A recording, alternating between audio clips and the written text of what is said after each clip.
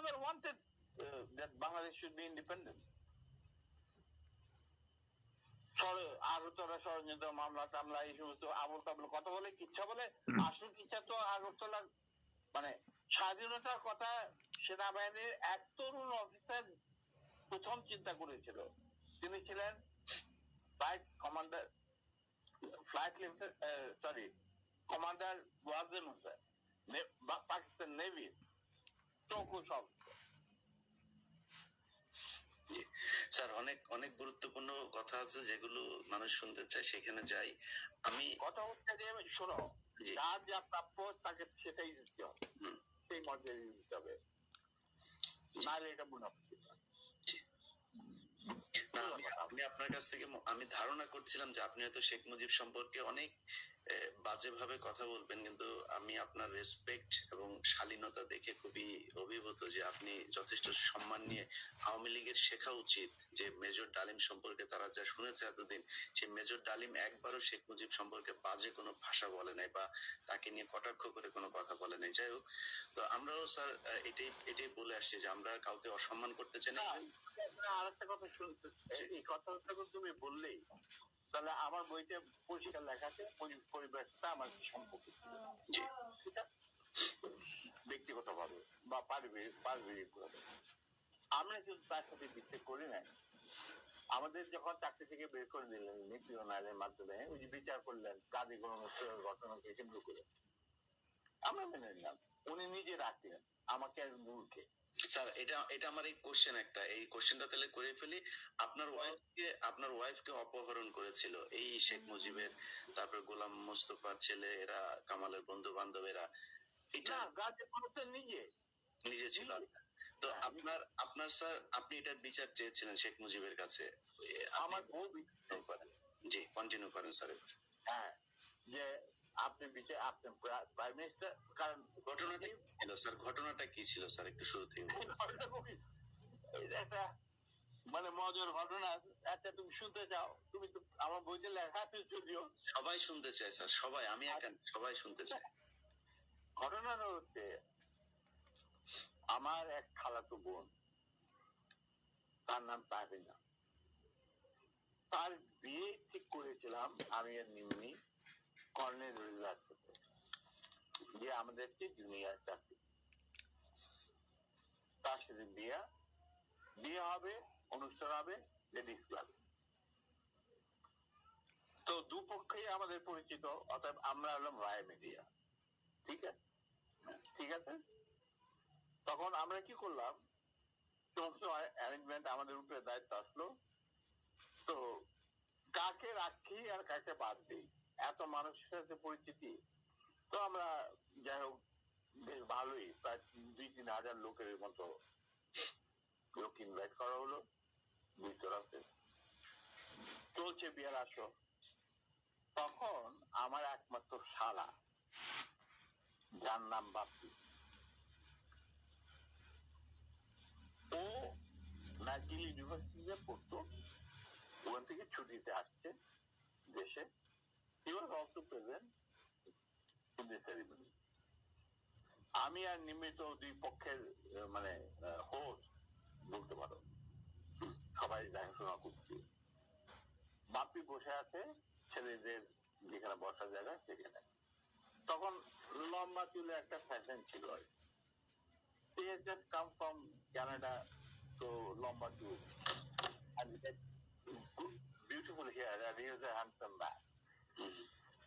আমার মতো এত খারাপ চেহারার লোক ছিল না। ওটা অনুষ্ঠানের শেষ হওয়ার আগে বলবো স্যার, জি বলেন। আচ্ছা, তারপর তোমার ও বসেছিল অন্যান্য গেস্টদের সাথে, তার পিছনের রোতে Gazi Golam Mostafa and his wife was also invited in that function from the other side, not from our side, মানে ছেলে পক্ষে। তো গাজী গোলাম মোস্তফার ছেলেরা আর তার সাঙ্গভঙ্গ পিছনের সিটে, পিছনের রোতে সিটে বসে। তাদের মধ্যে একটা ছেলে বাপ্পির চুল টান দিল পিছু থেকে। তো বাপ্পির পিছনে কত মানুষ বিদেশে থাকে, বিদেশে বড় হয়েছে, পিঠে গুলো কিছু বলে না। আবার ওরা চুল টান দিল, দ্বিতীয়বার টান দেওয়ার পরে বাপি পিছনে তাকে দেখো যে একটা ছেলে হাত সরিয়ে দিয়ে বলছে তুমি চুল টান দিয়েছো? হ্যাঁ। বলে কেন? আমরা দেখছিলাম যে এত সুন্দর চুল, এটা কি পর চুল না আসো, আচ্ছা চিন্তা করো। সে তখন ইউনিভার্সিটিতে পড়ে, আর এই কুচকে ছেলে তখন বোধহয় স্কুলেও পড়ে না, স্কুলে 6-7 ক্লাস হবে। তখন বাপি বলে বেয়াদব ছেলে, তুমি আর এখানে বসবে না, তুমি অন্য কোথাও গিয়ে বস। ওরা বেরিয়ে চলে গেল। আমরা কিন্তু কিছুই জানি না, মানে আমি আর নিমি এত ব্যস্ত, দুই পক্ষকে দেখছো না, খাওয়া দাওয়া চলছে। হঠাৎ দেখলাম দুটা মাইক্রোবাস রেড ক্রস আর একটা গাড়ি, গাড়ি সবুজ রং, গাড়ি আগে, পিছনে দিন মাইক্রোবাস। মাইন্ড ইউ, তখন কিন্তু আমার নিজের personal security guard with wireless motor ladies ক্লাবে। আমি কুমিল্লার তখন কুমিল্লার থেকে আসছি পিএসি, আমাদের গার্ড নিয়ে চলাফেরা, এটা তো আর্মির নিয়ম, জানো। আসলো, থামলো, দুইটা মাইক্রোবাস থেকে প্রায় 8 জন ট্রেনধারী সাদা পোশাক পরা লোক নামলো, আর গাড়ির থেকে নামলো গোলাম মোস্তফা স্বয়ং, তার স্ত্রী কিন্তু মেয়ে মহলে। উনি গাড়ি থেকে নেমেই চিৎকার করতে শুরু করলেন, মেজর ডালিম কোথায়, মেজর ডালিম কোথায়, মেজর ডালিম কোথায়, বহুতবার বাড়ছে, আর সহ্য করা যায় না। আমি অবাক হইলাম, এরকম চিৎকার করছি যে। তখন একটা ছেলে এসে, একজন একটা ছেলে, আমার নামটা মনে নাই, আসলে ভাই আপনাকে করতে গাড়িগুলো তার সাথে 8-10 জন ট্রেনজার দাঁড়িয়ে লোক। মাইন্ড ইউ, তখন কিন্তু army was deployed in the whole country to recover illegal arm. আর আমাদের ঢাকা হেডকোয়ার্টার ছিল রেস্ট কোর্ট, আমরাও সেই অপারেশনে ছিলাম।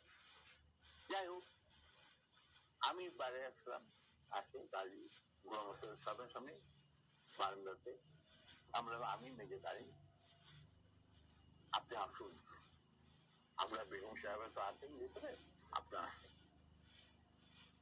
বর্গদুকে আপনি দোয়া করেছেন।